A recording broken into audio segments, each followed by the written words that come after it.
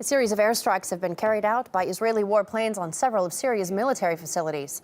Tel Aviv claims the attacks were in retaliation for the roadside bombing of its troops in the Israeli-occupied part of the Golan Heights. Even though the perpetrators of the attack are still unknown, the defense ministry has blamed Assad's forces.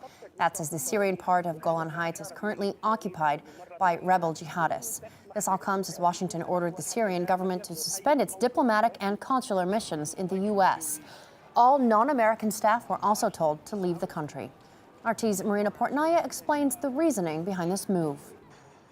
The Obama administration has ordered the Syrian government to suspend its diplomatic and consular missions in the U.S., and that includes an embassy in Washington, D.C., and honorary consulates in Michigan and Texas. The White House says that this move comes in response to a decision made by Syrian President Bashar al-Assad to suspend consular services for Syrians living in the U.S. In a statement, U.S. Special Envoy to Syria, Daniel Rubinstein, said that we have determined it is unacceptable for individuals appointed by that regime, referring to the Assad government, to conduct diplomatic or consular operations in the United States, unquote. Now, while Washington's ties with Damascus continue deteriorating, the U.S. says it will continue assisting the Syrian opposition seeking to overthrow the Assad government.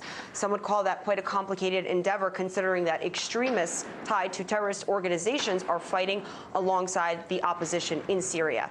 Now, Syria's bloody civil war has waged on for 3 years. In that time, a reported 140,000 people have been killed and 6 million displaced. Washington's latest move comes as the Syrian government has been accelerating its chemical weapons disarmament, which is expected to be fully completed later this year. That deal, of course, struck in cooperation with Russia. No telling now how the Syrian government is going to react to Washington's latest move.